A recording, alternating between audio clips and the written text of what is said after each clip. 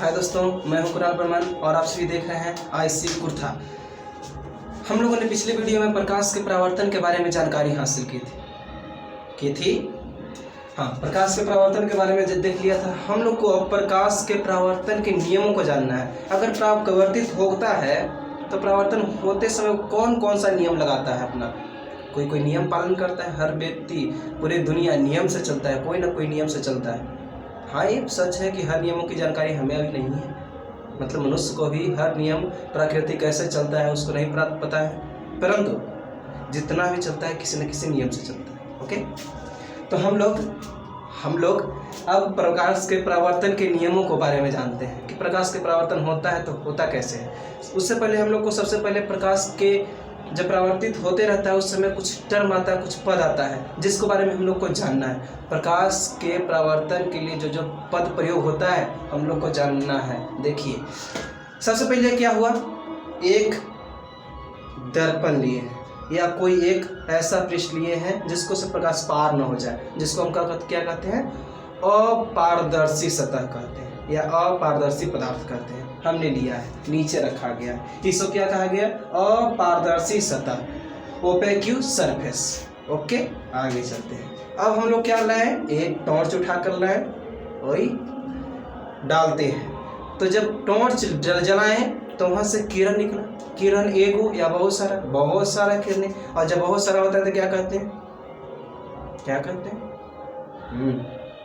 किरण पुंज कहते हैं, जो कहाँ आया, सरफेस पर, सतह पर आकर टकराता है। तो इस किरण को जो टॉर्च जलाए हैं और सतह पर आया है, इसे कहते हैं, इन किरणों को क्या कहते हैं, इन किरणों को हम कहते हैं आपतित किरण।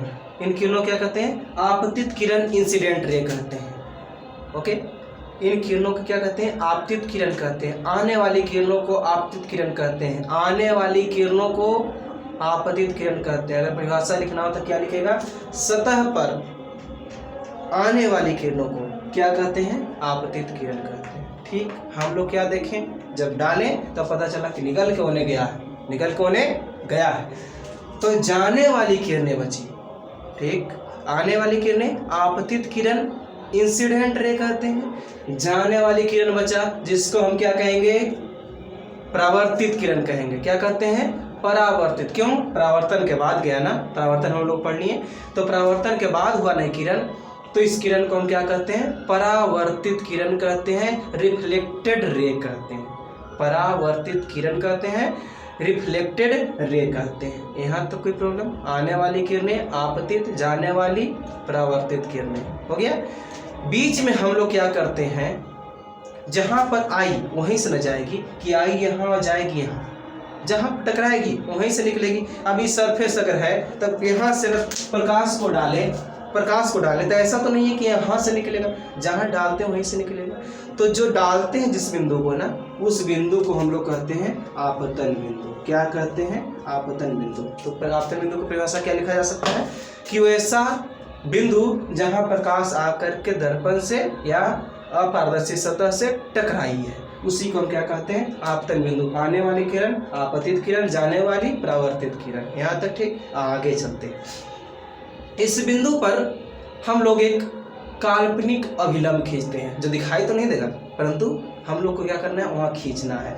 इस काल्पनिक अभिलंब, इस काल्पनिक जो लंब है 90 डिग्री का, जो कोण बनाकर खींचा गया सरफेस से, सतह से 90 डिग्री, मतलब एकदम सीधा, इसी को हम क्या कहते हैं, अभिलंब कहते हैं। हो गया, सतह पर डाला गया लंब को क्या कहते हैं, अभिलंब कहते हैं। अपारदर्शी सतह पर डाला गया लंब को, लंब मतलब 90 डिग्री मतलब एकदम खड़ा एक दूसरे पर, उसको हम क्या कहते हैं, अभिलंब कहते हैं। यहाँ तक ठीक, आगे चलते हैं। हम लोग अब देखते हैं कि अगर हम इस लाइन को खींच दिए तो इधर दोनों के बीच में कुछ कोण बन रहा है। कौन जानते हैं, जब दो किरणें एक दूसरे पर किसी न किसी झुकाव उत्पन्न कर ले रहती है। देखिएगा, अगर एक किरण यहाँ था, जा रहा था, एक और किरण जो ऐसे पास किया, तो इन दोनों पर कुछ तो झुकाव उत्पन्न हुआ है। इसी झुकाव को हम क्या कह देते हैं, कोण कह देते हैं। यहाँ तक ठीक है। तो इन दोनों के बीच में भी क्या उत्पन्न हुआ, कोण उत्पन्न हुआ। इस कोण को हम आपतन कोण कहते हैं। इस कोण को हम क्या कहते हैं, आपतन कोण कहते हैं। कहने का मतलब आपतित किरण, कौन सा किरण, आपतित किरण, और यहाँ कुछ बनाए थे अभिलंब, उसके बीच में बना हुआ कोण क्या कहलाता है, आपतन कोण कहलाता है। अरे आपतित किरण और अभिलंब के बीच बनाया गया कोण को क्या कहते हैं, आपतन कोण कहते हैं। देखिए आगे, और यहाँ पर क्या परिभाषा दे सकते हैं, कोण को क्या देंगे, अभिलंब और किसके बीच में, परावर्तित किरण, या ऐसे भी कर सकते हैं। परावर्तित किरण और अभिलंब के बीच में जो बना हुआ कोण होता है उसी को हम क्या कहते हैं, परावर्तन कोण कहते हैं, रिफ्लेक्टेड एंगल कहते हैं, इसको इंसिडेंट एंगल कहते हैं। यहाँ तक कोई प्रॉब्लम, कोई प्रॉब्लम।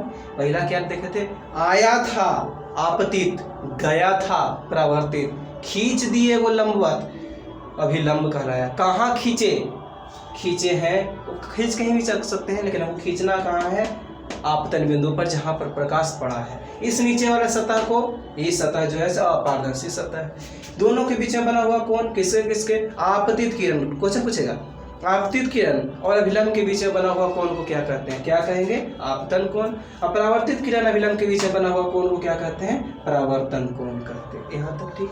अब हम लोग नियमों के बारे में जानते हैं। देखिएगा, कहता है आपको, हमको एक बात बताइए, क्या ये आपतित किरण यहाँ रहे, परावर्तित किरण यहाँ से निकले और अभिलंब बीच में डाले, क्या ऐसा संभव है, कभी। अभिलंब तो हम डाल सकते हैं, लेकिन इन दोनों को हम अलग कैसे करेंगे, नहीं कर सकते। तो हम लोग को क्या करना है, आपतित किरण और परावर्तित किरण को एक बिंदु पर लाना है और अभिलंब को उसी बिंदु पर डालना है। ओके, आपतित किरण को, परावर्तित किरण को एक ही बिंदु पर रखना है और अभिलंब को उसी बिंदु पर डालना है। तो पहला नियम क्या बनता है, आपतित किरण, आपतित किरण, परावर्तित किरण और अभिलंब एक ही तल पर या एक ही तल के एक बिंदु पर होते हैं, एक ही तल पर होते हैं या एक ही तल के एक बिंदु पर होते हैं। यहाँ तक ठीक। लिखिएगा परिवार। पहला नियम क्या कहता है, फर्स्ट रूल कहता है आपतित किरण,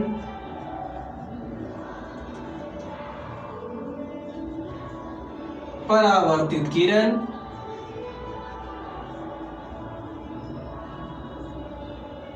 तथा अभिलंब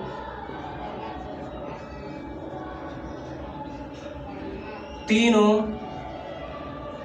एक ही सतह के, या इसी को तल के भी कहते हैं, तल के एक बिंदु पर होते हैं, या एक तल पर होते हैं, लिख सकते हैं। कोई प्रॉब्लम, तीनों एक ही बिंदु पर होगा ना, अलग अलग तो हो नहीं सकता। ऐसा तो नहीं है कि प्रकाश को हम यहाँ डाल रहे हैं और एक लंबा शीशा तो वहाँ से निकल रहा है, ऐसा होना असंभव है, एक ही बिंदु पर होना चाहिए। ठीक। दूसरा नियम कहता है ना, ये प्रयोग क्या आप कर सकते हैं, आप पैसे दर्पण को रख लीजिएगा, शीशा को जो घर पर देखते हैं निकाल के रख लीजिएगा, टॉर्च ले लीजिएगा, ना होता हाँ टॉर्च, मोबाइल ठीक है, मोबाइल से भी कर सकते हैं, लेकिन मोबाइल छोटा होना चाहिए, बड़का तो पूरा फैल जाएगा। तो जब उसके ऊपर डालेंगे प्रकाश को आप, तो प्रकाश परावर्तित करेगा, यहाँ तक तो ठीक है। उसको क्या कीजिएगा, मोड़िएगा, थोड़ा सा नीचे लाइएगा, देखिएगा क्या उसमें कुछ परिवर्तन हो रहा है। यहाँ से रखिएगा सीधा प्रकाश को, टॉर्च को, उसको धीरे धीरे नीचे आइएगा, ऐसे लाइएगा, लेके आइएगा, दिखाई देगा ना कि ओढ़ने वाला भी कहाँ जा रहा है, धीरे धीरे नीचे। मतलब ई वाला को अगर ऊपर से उठा के नीचे ला रहे हैं तो ई वाला भी कहाँ जा रहा है, इधर जा रहा है। जब आपतित किरण जो टॉर्च सीधे था, टॉर्च से बन गया, टॉर्च सीधे था, वहाँ से ऐसे ऐसे करके जब नीचे लाते हैं तो ये जो किरण जाने वाला होता है वो ऐसे ऐसे करके ऐसे जाता है। कहने का मतलब जितना इन्हें बढ़ाए थे उतने इन्हें बढ़ गया, जितना इन्हें बढ़ाते हैं उतने इन्हें बढ़ जाता है। अरे जितना इन्हें बढ़ाते हैं उतना इन्हें बढ़ जाता है। इसी को हम क्या कहते हैं, दूसरा नियम क्या कहता है, दूसरा नियम कहता है कि दोनों के बीच में बना हुआ कोण क्या कहलाता था, याद कीजिए, आपतन कोण कहलाता था। लिखते जाइएगा, आपतन कोण तथा, यानी कि कौन था यहाँ पर, परावर्तन कोण, परावर्तन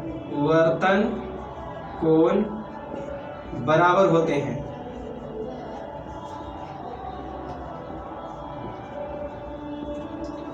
क्या है? आपतन कोण और परावर्तन कोण आपस में क्या होते हैं? बराबर होते हैं। मतलब जितना इधर झुकाइएगा उधर उतना ही झुकता है। यहाँ 0 लेके चलिएगा एकदम, वहाँ भी 0 रहेगा, ठीक 0 तो, लेकिन यहाँ तो नहीं बना कोण, तो इसके बीच में बना। 0 लाना हुआ तो क्या करना, इसको इससे करना होगा, इससे करना होगा, तो एकदम इसीलिए तो इस दोनों के बीच में बना हुआ कोण 0। कोण 0 कब? जब यहाँ से उठा के एकदम सामने ले, क्योंकि इसके बीच में बना हुआ कोण ना आपतन कोण कहला रहा है। तो यहाँ तो कितना बढ़िएगा तब 0 तो नहीं होगा, 0 कहाँ होगा? एकरे पर रहेगा, तब एकदम सीधे लाइए, सीधे लाइए, सीधे जब लाएंगे तो उसके बीच में बना हुआ कोण कितना होगा? 0। यहाँ तक हम लोगों ने पहला क्या देख लिया? परावर्तन के नियमों को देख लिया। इसके बाद परावर्तन के नियमों का उपयोग कैसे कैसे होगा कल के वीडियो में। जब तक के लिए गुड बाय।